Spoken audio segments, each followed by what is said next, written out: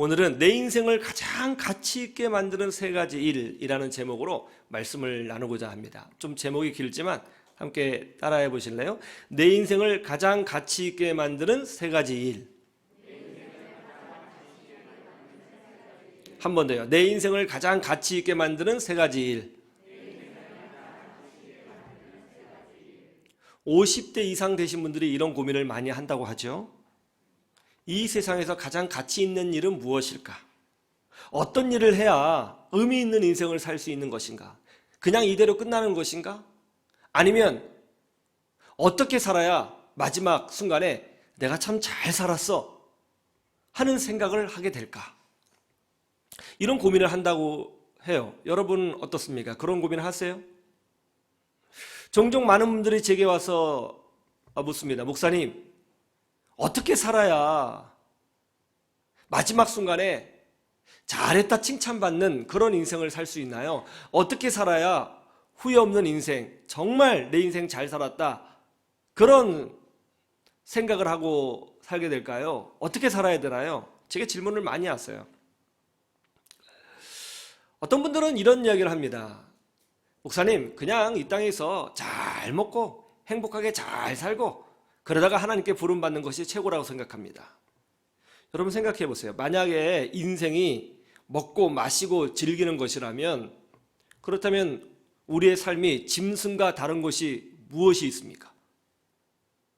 짐승들도요, 잘 먹으려고 노력하고 종족번식 하려고 노력하고 나름대로 열심히 살려고 노력합니다.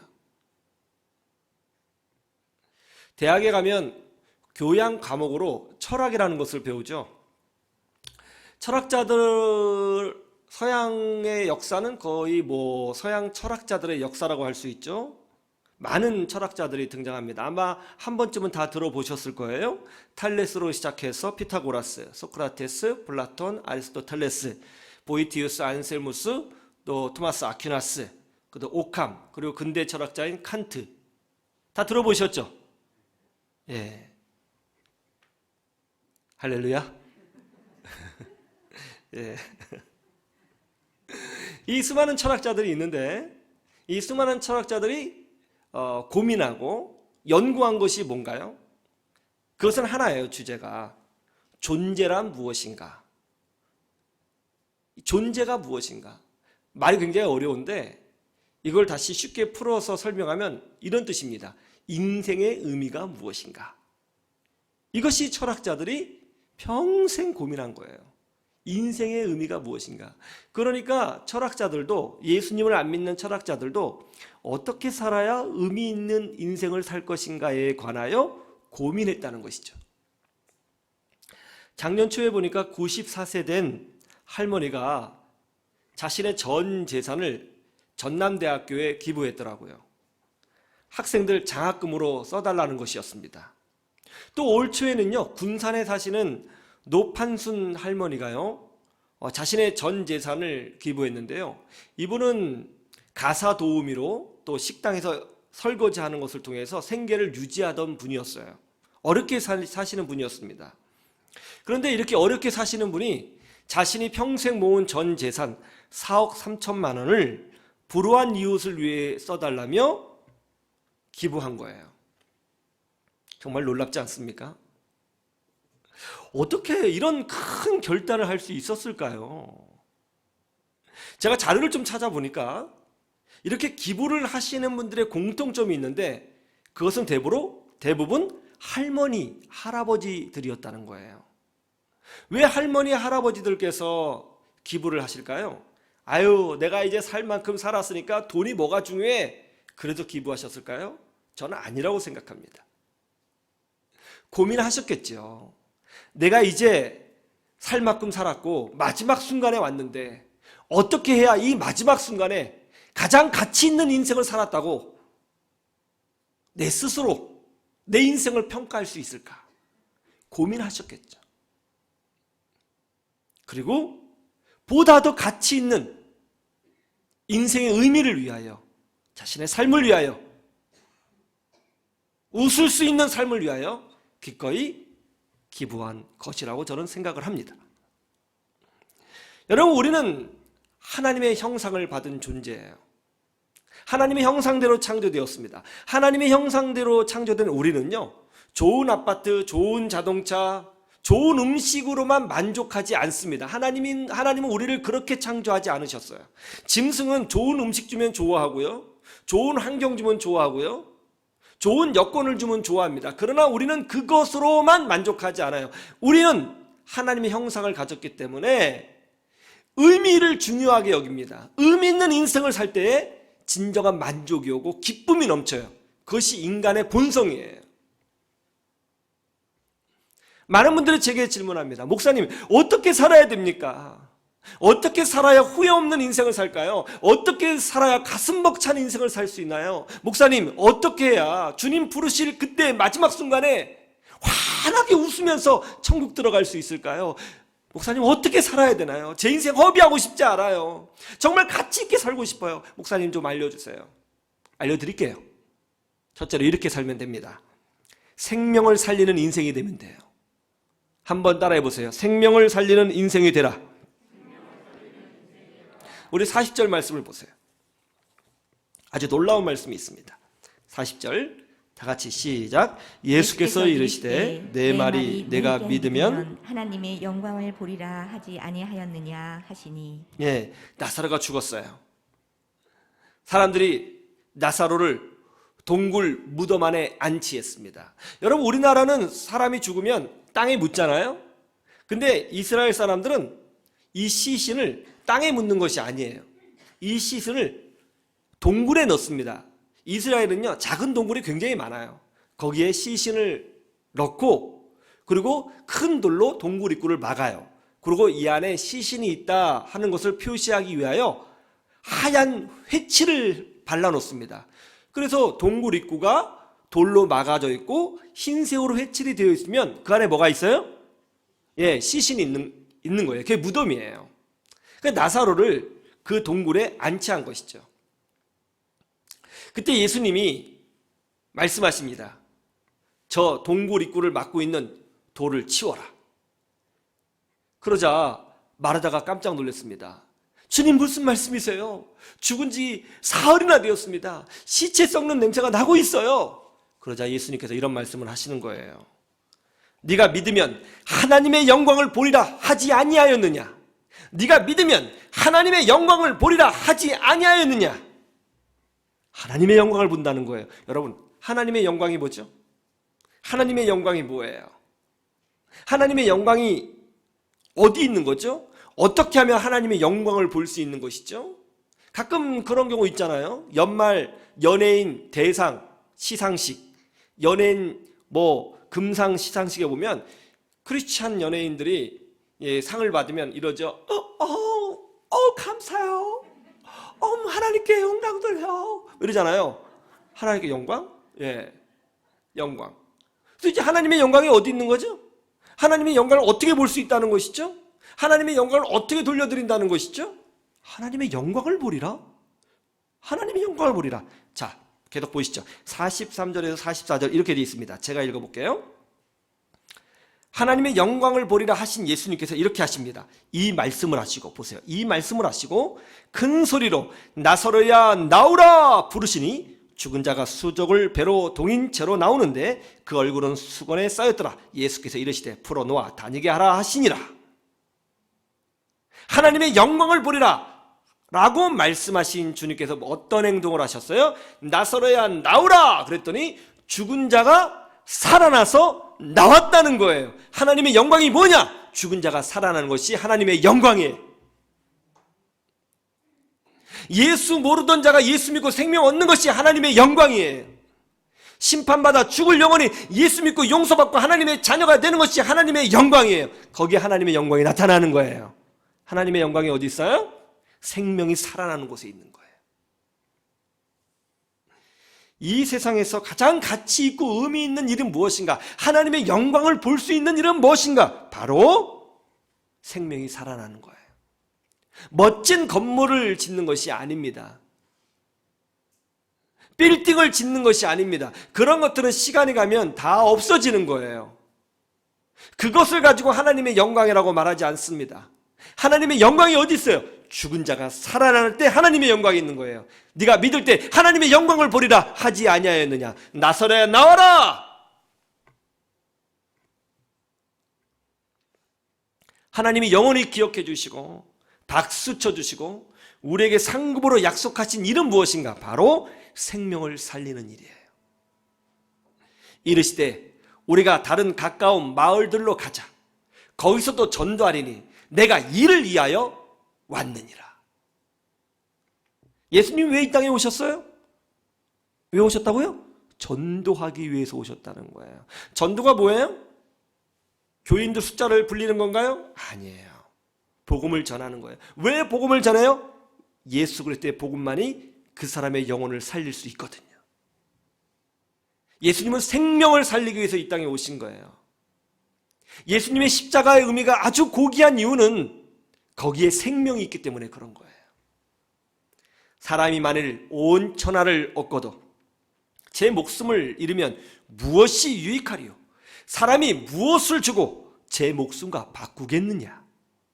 가장 소중한 것이 뭐냐? 생명이라는 것입니다. 사람의 생명, 사람의 영혼을 살리는 일이 가장 가치 있는 일이에요. 30대, 40대, 50대, 60대, 70대, 80대, 90대, 100세 이르기까지, 그리고 그 이후에는 죽음. 어떤 일을 해야 내가 정말 잘 살았어. 내 인생 실패하지 않았어.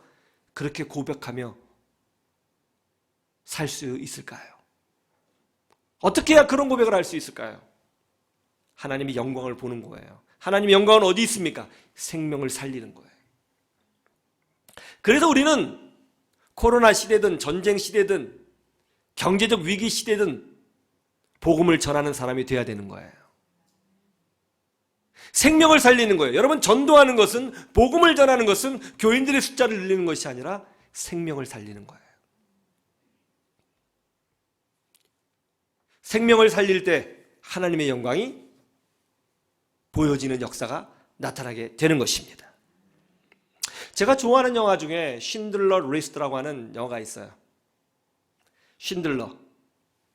저는 쉰들러 리스트의 그 영화의 마지막 장면을 결코 잊을 수가 없습니다. 독일인 사업가였던 쉰들러는 자신의 전 재산을 팔아서 유태인들을 구출하죠. 유태인들은 아우슈비츠 수용소에서 죽을 운명이었습니다. 그러나 쉰들러는 자신의 재산을 팔아서 돈을 만들어 그것을 독일군들에게 뇌물로 사용하여 유대인들을 한 명씩 한 명씩 빼내기 시작했습니다. 1명, 2명, 3명, 그리고 나중에는 무려 1100명의 사람을 살려내게 되죠. 독일 사람들은 유태인들에게 정말로 용서받을 수 없는 끔찍한 만행을 저질렀습니다. 그럼에도 불구하고 유태인들이 독일 사람들을 용서할 수 있었던 것은 쉰들러와 같은 의인이 있었기 때문이죠. 1100명을 구출한 쉰들러. 영화의 맨 마지막 장면이 이렇죠. 이 1100명이라는 사람을 구출해냈습니다. 얼마나 기쁜 일이에요. 얼마나 감사합니까? 그러나 쉰들러는 1100명이라는 사람을 구출해냈지만 기뻐하지 않습니다. 오히려 눈물을 흘리면서 이렇게 말을 하죠. 이 반지가 뭐가 중요해? 이걸 팔았다면 2명을 더 살릴 수 있었어. 이 자동차, 이게 뭐가 중요하냐고. 이 자동차를 팔았다면 5명을 더 살릴 수 있었어. 이 코트, 이게 뭐가 중요해? 이걸 팔았다면 3명을 더 얻어낼 수 있었어. 하면서 쉰들러는 절규하죠. 생명을 살리는 일. 쉰들러의 인생이 어떤 인생이었는지 우리는 잘 모릅니다. 그가 사업을 하면서 무슨 일을 했는지 잘 모릅니다. 그러나 많은 사람들이 그를 기억하고 그의 인생에 박수를 보내는 이유는 딱 하나예요. 생명을 구원했기 때문이에요. 여러분, 생명을 구원하는 믿음의 사람이 되기를 주님의 이름으로 축원합니다. 그 일이 정말 가치 있는 일이에요. 많은 분들이 물어요. 목사님은 어떻게 살아야 됩니까? 생명을 구원하는 일에 투자하십시오. 그러면 나이가 들어갈수록 웃으며 살게 될 것입니다. 우리가 천국까지 가져갈 수 있는 그 기쁨은 어디에 있느냐? 바로 생명을 살리는 일에 있는 거예요.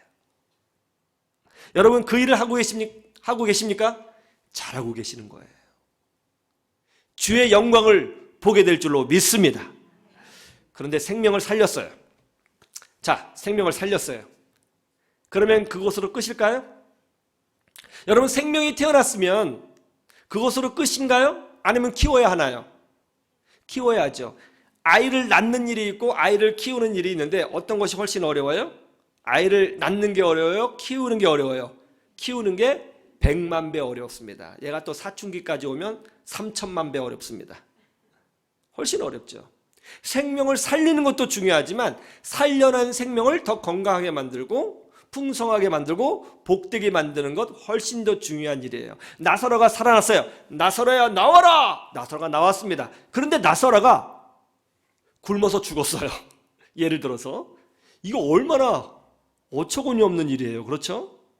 살아나온 나사로는 건강하게 살아야 되는 거예요. 생명을 낳는 것도 중요하지만 살리는 것도 중요하지만 살려낸 생명이 태어난 생명이 건강하게 성장하는 것이 굉장히 중요합니다. 그러면 여러분 생명은 어디서 보호를 받고 어디서 양육받나요? 바로 교회에서 받는 거예요. 그래서 가장 가치 있는 일 두 번째는 뭐냐면 교회를 세우는 인생이 되어야 한다는 거예요. 한번 따라해 보세요. 교회를 세우는 인생이 되라. 우리 에베소서 3장 21절을 보세요. 놀라운 말씀이 있습니다. 에베소서 3장 어디요? 21절 보시죠.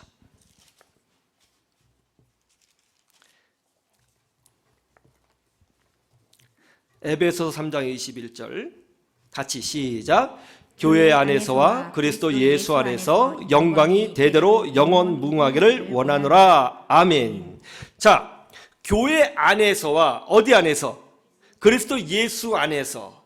여기서 교회 안에서와 그리스도 예수 안에서라는 말은 서로 다른 표현이 아니에요. 같은 말을 반복하고 있는 것입니다. 교회 안에서, 즉 그리스도 예수 안에서 이런 뜻이에요. 그러니까 교회 안에서와 라는 표현과 그리스도 예수 안에서 라는 표현은 같은 뜻이니까 예수님의 안에 있는 비결이 뭐예요? 어디 있어야 되는 거예요? 교회 안에 있는 거예요.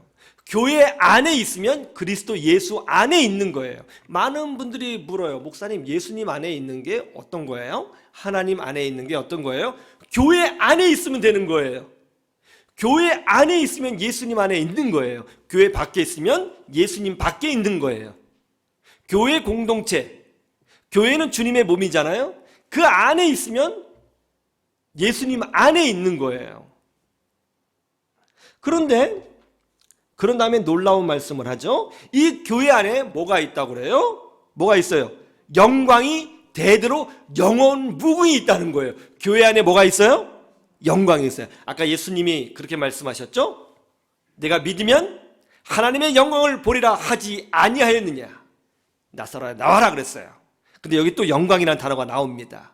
이 영광이 이제는 어디 있다고 설명하고 있어요? 교회 안에 있다는 거예요. 왜 하나님의 영광이 교회 안에 있는 것일까요? 에베소 5장 27절. 에베소 5장 27절을 보시죠. 여기 영광이란 단어에 집중해서 말씀을 보시면 돼요. 에베소 5장 27절. 자, 같이 시작. 자기 앞에서 영광스러운 교회로 세우사. 자, 스톱. 자기 앞에서 어떤 교회로 세워요? 예, 교회가 영광스럽죠. 영광스러운 교회예요. 교회 안에 하나님의 영광이 있어요. 왜 교회 안에 하나님의 영광이 있는 걸까요? 왜 교회는 영광스러운 것일까요? 그 이유가 뭡니까? 이것은 생명과 연결되어 있겠죠. 왜 교회 안에 영광스러움이 있는가? 이 교회를 설명할 때 이렇게 설명합니다. 29절 제가 볼게요. 자, 보세요. 교회가 어떤 곳인지 잘 설명하고 있습니다. 교회는 어떤 곳이냐? 이런 곳이라는 거예요.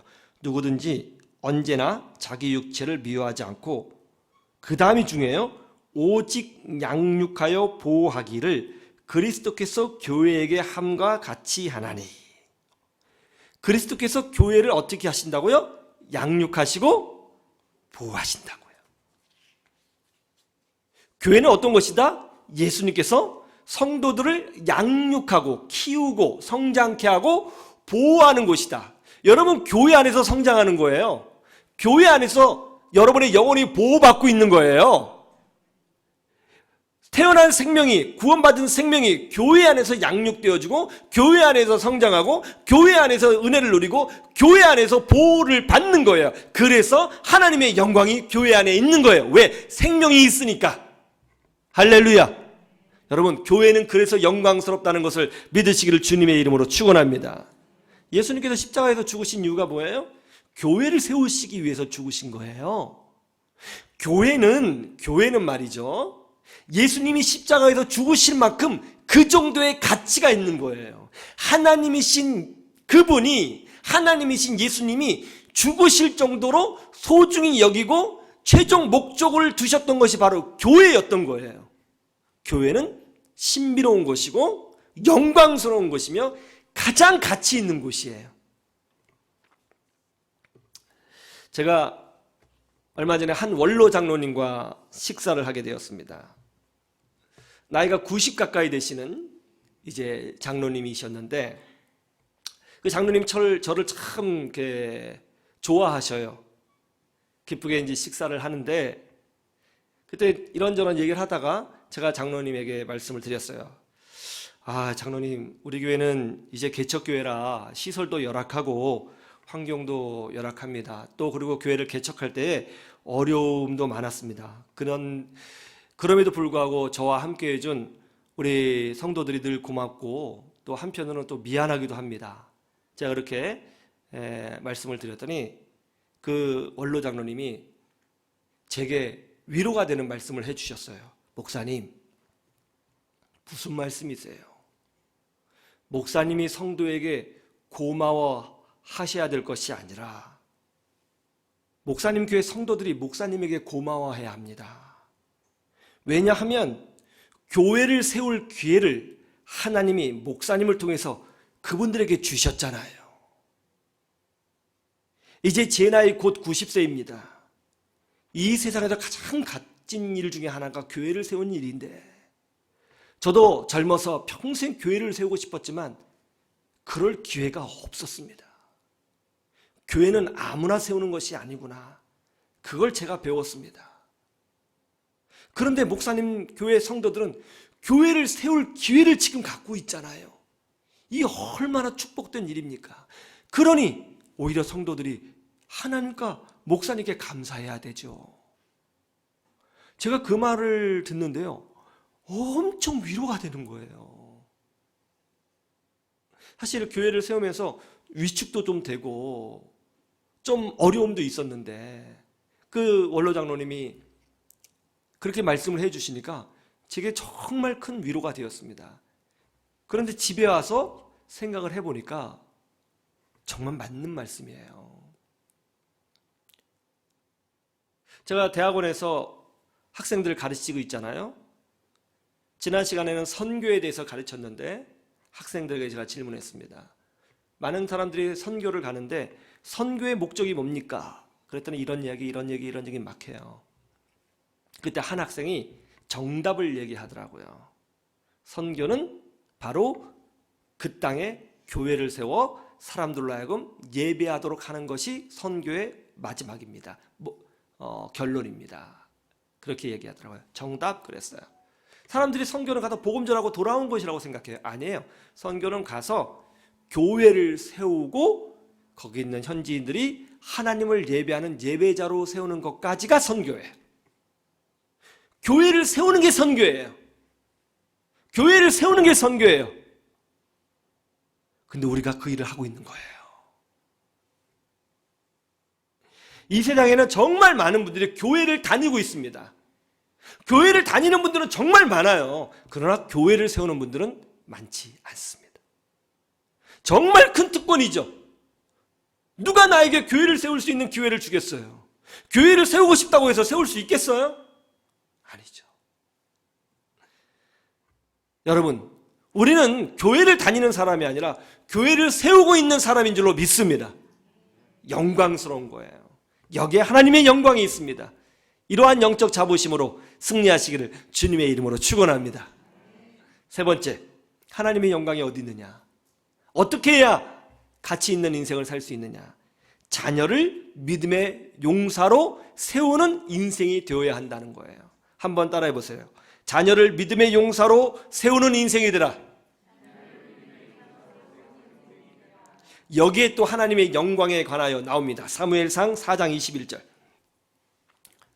구약 성경 사무엘상 4장 21절에 보면 하나님의 영광에 대하여 또 나와요. 사무엘상 4장 21절.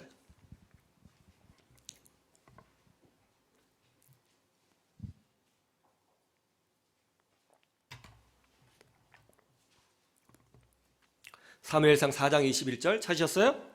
다 같이 볼까요? 시작. 이르기를 영광이 이스라엘에서 떠났다 하고 아이 이름을 이가봇이라 하였으니 하나님의 괴가 빼앗겼고 그의 시아버지와 남편이 죽었기 때문이며. 그 당시에 이스라엘의 영적 지도자가 엘리 제사장이었어요.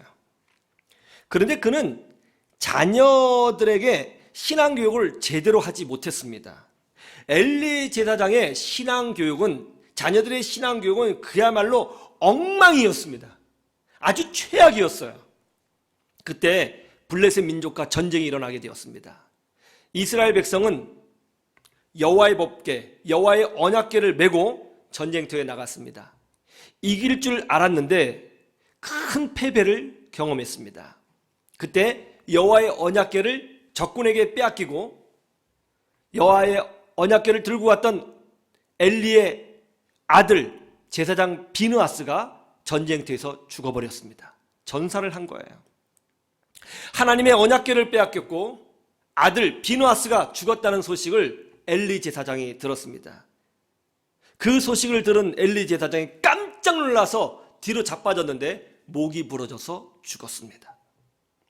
엘리 제사장의 며느리 비느하스의 부인이죠. 이 며느리가 임신중이었는데 여호와의 법궤를 빼앗기고 자기 남편 비느하스가 죽었고 그 소식을 전해 들은 시아버지 엘리 제사장이 충격받아 목이 부러져 죽었다는 소식을 듣고 이 며느리도 너무 충격을 받아서 쓰러지게 됩니다. 그런데 그때 산통이 왔어요. 아이를 조산하게 된 거예요. 급하게 산모들이 와서 아이를 받습니다. 그런데 이 산모가 아이를 낳으면서 죽어갑니다. 힘을 쓰지 못해요. 그때 아이가 막 태어나오는데 아이를 받는 산파가 그 산모에게 이렇게 말을 하죠. 죽기 전에 아이의 이름이라도 지어주고 죽으시오. 그래서 이 산모가 죽어가면서 태어난 아이의 이름을 지었는데 그 아이의 이름을 이가봇이라고 지었다는 거예요. 이가봇이라고 하세요. 이가봇 무슨 뜻이에요? 하나님의 영광이 이스라엘을 떠났다. 하나님의 영광이 떠났다. 자녀의 신앙 교육이 엉망일 때 하나님의 영광이 떠난 거예요. 자녀들의 신앙 교육이 엉망진창일 때, 우리들의 믿음이 다음 세대로 제대로 전달되지 못할 때 이가봇 하나님의 영광이 떠나는 겁니다. 반대로 말하면 우리들의 자녀들이 온전한 신앙으로, 건강한 신앙으로 성장할 때 하나님의 영광이 더 강력하게 나타나게 된다는 것이겠죠. 목사님, 어떻게 하면 정말 가치 있는 인생을 살 수 있을까요? 여러분의 자녀를 믿음의 용사로 세우는 일, 그 일을 잘 하시면 되는 것입니다. 자식 농사라는 말이 있죠. 농부가 봄에 씨를 뿌립니다. 장마철 홍수에서 곡식을 지켜냅니다. 한여름 병충해로부터 곡식을 지켜내고요. 태풍의 강한 바람으로부터 곡식을 지켜냅니다. 그리고 드디어 가을날에 풍성한 열매를 수확하죠. 농부의 성공 여부는 얼만큼 열심히 씨를 많이 뿌렸냐에 있지 않아요. 얼만큼 노력해서 이 곡식을 지켜냈느냐에 있지 않아요. 농부의 성공 여부는 가을날 얼마나 좋은 열매를 거뒀느냐에 있는 거예요. 우리 인생의 최종 열매가 무엇이냐? 우리 인생도 가을이 오고 겨울이 오겠죠? 최종 열매는 무엇이냐? 바로 우리의 자녀라는 것입니다. 그래서 우리 조상들은 인생을 보니까 결국은 인생은 농사와 같은데 가장 소중한 농사가 뭐냐? 자식 농사라고 말을 했던 거예요. 여러분, 정말 자녀들을 위해서 기도 많이 하셔야 됩니다. 기도하는 부모 되시기를 주님의 이름으로 축원합니다. 그리고 우리 자녀들이 정말 다윗처럼, 사무엘처럼, 사도 바울처럼 쓰임받기를 위해서 기도해 주시기를 주님의 이름으로 축원합니다. 여러분, 우리 자녀들 이 복잡한 시대, 사상 전쟁이 일어나고 있는 이 시대에, 세속주의가 일어나고 있는 이 시대에 믿음의 용사로 키워야 하는 것입니다. 우리 자녀들을 통해서 복음이, 생명의 복음이 100년을 이어가고 200년을 이어가고 300년을 이어가고 주님 재림하실 때까지 이어져야 되는 것입니다. 그럴 때 하나님이 우리 자녀들의 믿음을 보고 이 민족을 축복해 주셔서 세계 모든 민족 위에 뛰어난 민족으로 만들어 주시라고 저는 확신합니다. 그런 역사가 있지 않겠어요? 국토의 사이즈가 중요한 것이 아닙니다. 인구의 숫자가 중요한 것이 아닙니다. 하나님이 함께 하시면 그 민족이 쓰임받는 역사 가운데 얼마나 많이 있었습니까? 하나님이 함께 하시면 되는 것입니다. 우리 자녀들에게 희망이 있습니다. 여러분, 자녀를 믿음의 사람으로 키워내셔서 하나님의 영광이 나타나는 역사가 여러분 가운데 많이 일어나기를 주님의 이름으로 축원합니다. 생명을 살리는 것, 교회를 세우는 것, 우리 자녀들을 믿음의 사람으로 키워내는 것, 그것만 잘하셔도 정말 가치 있는 인생을 사시는 거예요. 복된 인생을 사셔서 하나님께 잘했다 칭찬받는 주의 백성들 되시기를 주님의 이름으로 축원합니다. 축원합니다.